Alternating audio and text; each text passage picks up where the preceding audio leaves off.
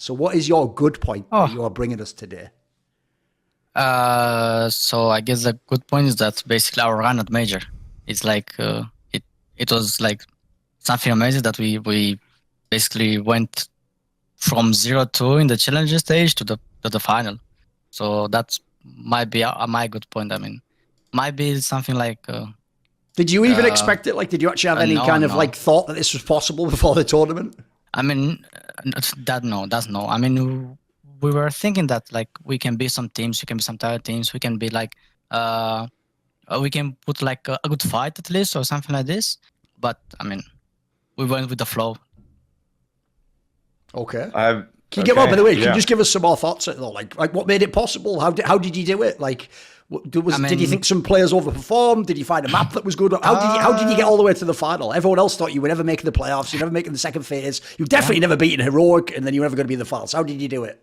Yeah, you can say that. I mean, after the first day, we lost both games on Inferno, and then we had a talk that we said basically that okay, it was only Inferno. Like now we're going to best of threes. We know that we can do much more, and then. At that time, yeah, Inferno was our best map, stats-wise, and then in practice as well. And then that didn't went pretty well for us because yeah, we lost 2 games of it. But yeah, then we had a talk like I said, and then we said that we can beat. I mean, most of the teams that they were there at the major, and then we tried to cheer up, and then we say let's put up a good fight at least, even if it goes 0-3. What about, here's the thing, when you were actually playing that game against Heroic though, what was it like just being in a movie or something, mate? Because you were just having like the dream match.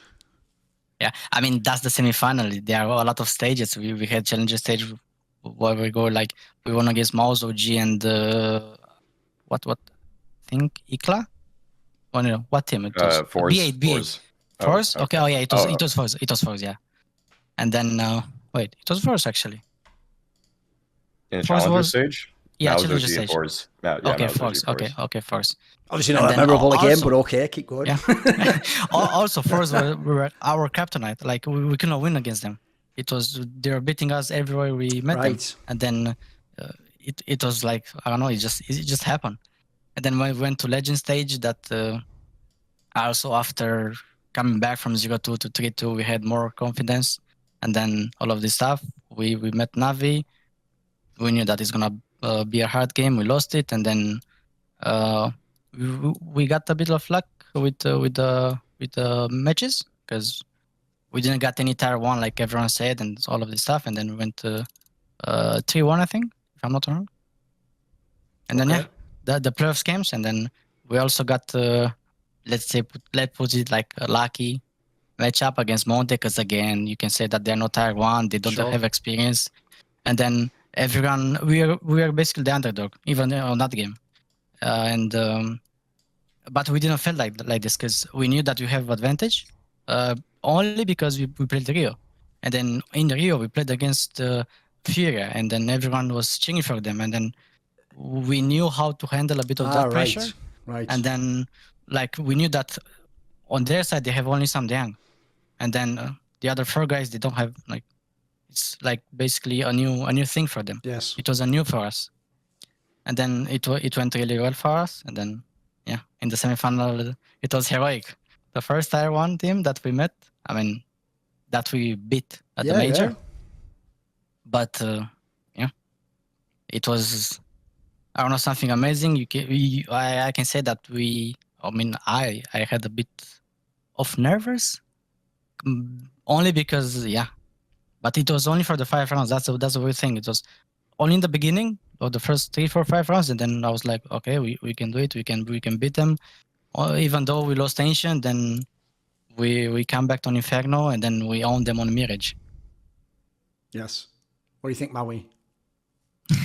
I have a few thoughts on GamerLegion's run. The first off is that what I liked about you guys and how you played is I thought you guys had probably the best overpass at the event. Obviously losing to Vitality in the grand finals, but I would say your mid rounding was really like something I look forward to watching.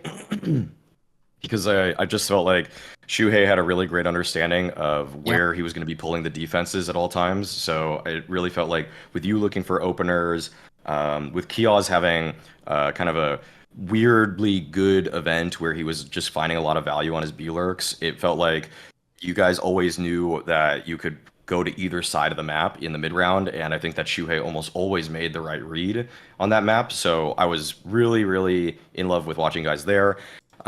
Shame you couldn't take Vitality down on it, but I think that every other team, it was pretty convincing in my eyes. And beyond that, your opening ability was pretty nice. I think that Acor's resurgence kind of not necessarily like, maybe it wasn't a resurgence in your eyes, Ema, because you've seen him play with you before, but to all of us who basically haven't seen Acor do anything prior to really this, I mean, since his departure from Maus, where we were just kind of disappointed, then it was cool to see that he was having some consistent impact. And then really just didn't feel like you guys had a weak link, really. Like Isaac maybe on paper would have been your weakest player, but like I never really felt like he was a hindrance to you guys. I never felt like he was doing anything too wrong. Sometimes he was coming up with multi-frags or just staying alive on anchored bomb site defenses. Yeah. And then also clutches. Yeah. He was pretty he was really clutch too. I think he had like, what did he have, like 8 of them at least or something in the legend stage? Something pretty high. I have no idea, but if you try to remember for like, let's say a clutch moment, it's always Isaac from the major. Yeah, exactly. So it felt like you guys were just pretty well rounded overall, and honestly, like I didn't think you guys were gonna beat Heroic. That was insane. But I did think you guys were gonna beat Monty because I just felt like going into that you guys were the better team. So all in all, congrats on your run because. I mean, the second part of this is that it's good you guys had this run because we all know the rumors now of Maus and Shuhei, and so if that happens, then you guys at least can hold on to the fact that you had your special moment. But I think it's going to be really hard if you don't have your in-game leader. I don't know if you can comment on that. No comment on that. It's obviously why. It's all good. All right. Here's the thing. First things first. Understand him. This is something you're going to learn about media, right? Which is, I'm not like these guys here, where if you get invited on the desk for the interview, I'm going to be like, oh yeah, really great game. I'm just going to be Thorin no matter what, mate. And I'm going to give you my Thorin opinions no matter what. So first things first, the reason why I didn't think you were going to beat Heroic in the semi-finals is because, as you saw when you ran through all the names there, I don't give a fuck about any of the teams you beat. They're all just dog shit as far as I'm concerned. And, like you said, you started the tournament on your best map and got beat by 2 teams I think are just bad teams. So I had no expectation at all. But fair play, when you did play Heroic, who quite frankly at the time were the #1 team in the world. And also, this is before, if people don't remember, they'd ever lost any of these underdog matches to Maus and your team, etc. So at the time, they were even the team, all the analysts, I think it's a pretty good thought at the time. We all agreed, like, even if they might lose the final, they can't lose to underdog teams. They're probably the best team at beating the underdog teams. They have the deep map pool, so you're never safe even on your own map. The team play is amazing. They actually have all the new fucking setups and flashes and strats and stuff. They're not one of those teams that's like resting on the old guard and just trying to frag people. To me, I thought there's no way they can lose this. So I will say, I do think on the third map, they did actually just collapse and they had like a fucking internal break. But I think there's even a good reason for that. I think that's an example actually of where, even as like the underdog, people talk about like the buff you get, like if you start winning in the game, like, oh, it seems impossible you can do it. That happens to the favourite though as well when the underdog starts going. And I always say this, in a big match like that, when an underdog has a run, what you have to do as the favourite is you have to just survive. You have to just like be in the water and just keep treading water, just don't drown. And if you survive long enough, you'll get a chance. You'll have another round where you win it, or you'll get your guns back again, or one of your players, if you're a better team, will have a big round and you might be able to come back in the game. They never got to that point. The joke is they're the ones who drowned on that third map. But the first 2 maps were bangers. Like, I'm sure they thought they had this series won after the first map. I'm sure they thought it was going to be easy. Then also, I will actually say, I thought the second map was a banger. I thought it was a really amazing fucking match. I thought this was just great back and forward Counter-Strike. And so for me, the Heroic one was the big deal. Like, I do think in that one especially, you had a fucking amazing series in that one. Like, essentially, they're a team that, no, on CT side, they're really good at like work as a unit, like rotate, fucking stick together, counter flash. So you were just tearing them up with the AK. It was really good. It was really nice stuff. I think everyone enjoyed it. Everyone was like, okay. Because here's the thing. Normally when an underdog wins, it's just because the opponent played like shit, or someone had like a fluky round, like maybe they win a 1v4 or all the pistols. You actually just straight up, if people go and watch the POV of your game on Mirage, you just straight up outplay them. You play it as if someone took the nameplates off. Look, you're your aim's not as good, but people could believe that was like Nico playing Mirage. Like your positioning was good, the duels you took confidently, it looked like you should win them, your AK was really consistent, also the team was playing well off each other. So to me, that was the really legit match. And then actually the final proved it. Here's what's funny, dude. This shows how analysts see the game differently to fans. Because fans will go and look at the score of map 1, the overpass game, and go like, 16-6. It was easy. It's like, what are you talking about? There was about 2 or 3 clutches or late round scenarios where your team was favoured, and that's just where inexperience hurts you, like the difference is. And I mean, that one where Apex won like the 1v2 against like Acor and whoever it was at the fucking mid-top. He didn't even play that well. He fucking spanned that. He was missing everything. Like the joke is, he tried his best to give you that, but unfortunately, the 2 players like overthought it. You could tell they second guessed what they were going to do. It was me and Freddy. Yeah, it was you, right? Okay. It was me. It was me and this should be definitely a win. And then I think some of the clutches on the site and times when you're going to get the bomb down, like this could have been a really close game. That might have. Yeah, that round at least for me it was so unlucky because we wanted to be together to let Acor with the op go first in the night trade and so on. And then we didn't know where he is, obviously. And then whenever I watched Radar, he went out.